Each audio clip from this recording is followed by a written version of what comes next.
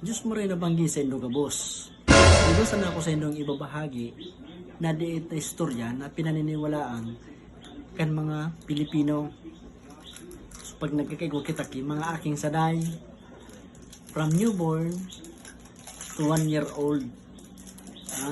From newborn to 1 year old. Hindi ko lang nagtataram ng mga gurang na halos dapat pag bagong aki, pag newborn, halos dapat nagdududo talaga sa ina. From newborn to 1 year old. Yan ang pinakamagayon. Magkusugod na resistensya kan aki, bako dahil langon. So, dawa dahil warang wasang man aki, di nakakamati. Kaya, wala akong pasalamat. So, aki kung aning bunso, nagdudo sa ina. Nakatipid kami sa gatas, mahalon baguhin ang gatas. Masustansya talaga ang gatas kang ina.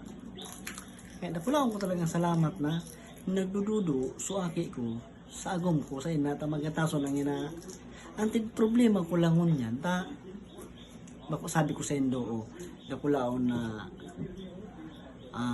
tabang ang pagdudo sa ina yan aki bako hirilangon ang number 1 talaga makulsugo ng resistensya kan aki dawa pauranan mga matagistihan kasi punon madali mahali pero pag anagi talaga dahil na nagdududo sa ina napig upod dyan na talagang may hirilangon medyo maluyang resistensya kaya napapansin ko kaya pala niya kung may nagluya ng resistensya ko hindi na ako nakakadudo